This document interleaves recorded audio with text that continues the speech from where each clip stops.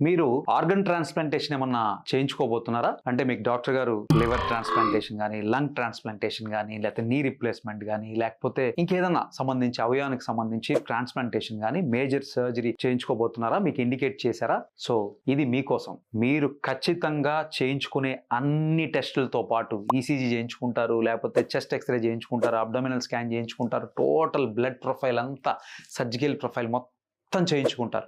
But ఒక్కటి మాత్రం మర్చిపోతారు. మీరు మర్చిపోతారంటే మీకు తెలవదు. సో కాబట్టి నేను చెప్తున్నాను ఏంటి, మీ డాక్టర్ గారు చెప్పినా చెప్పకపోయినా మీ ఆరోగ్యం మీకు ముఖ్యం. కాబట్టి డెఫినెట్గా go for dental checkup, specially చిగుళ్ళు నోట్లో ఆరోగ్యాన్ని చెక్ చేయించుకోండి బిఫోర్ గోయింగ్ ఫర్ ట్రాన్స్ప్లాంటేషన్. ఎందుకంటే మీకు నోట్లో కనుక ఇన్ఫెక్షన్ ఉన్నట్టయితే, పుచ్చిపళ్ళు ఉన్నట్టయితే, గమ్ ఇన్ఫెక్షన్ ఉన్నట్టయితే, ఈ బ్యాక్టీరియా మీ ట్రాన్స్ప్లాంట్ సక్సెస్ కాకుండా ఉండడానికి ఛాన్సెస్ ఎక్కువ ఉంటుంది. ఆ బ్యాక్టీరియల్ ఇన్ఫెక్షన్ వల్ల ఇది ఇన్ఫెక్ట్ అయ్యి అది ట్రాన్స్ప్లాంటేషన్ ఫెయిల్ కావడానికి ఛాన్స్ ఉంటుంది. కాబట్టి ప్రీ ట్రాన్స్ప్లాంట్ కేర్ లో భాగంగా ఏదైతే మనం అన్ని ఇన్వెస్టిగేషన్స్ చేయించుకుంటామో దాంతోపాటు ఓరల్ ఇన్వెస్టిగేషన్ అంటే ఓరల్ ఎగ్జామినేషన్ చేయించుకొని అంతా బాగుంది ఏదైనా ఉంటే ట్రీట్మెంట్ చేయించుకొని దీనికి ట్రాన్స్ప్లాంటేషన్ సర్జరీ వీటికి వెళ్ళండి. ఓరల్ హైజీన్ ఇన్స్ట్రక్షన్స్ లో భాగంగా night brushing, mouth wash, flossing ఏది ఉన్నా కూడా మీకు అది కేర్ తీసుకోవడం వల్ల మీ ఆర్గన్ ట్రాన్స్ప్లాంట్ అనేది రిజెక్ట్ కాకుండా సక్సెస్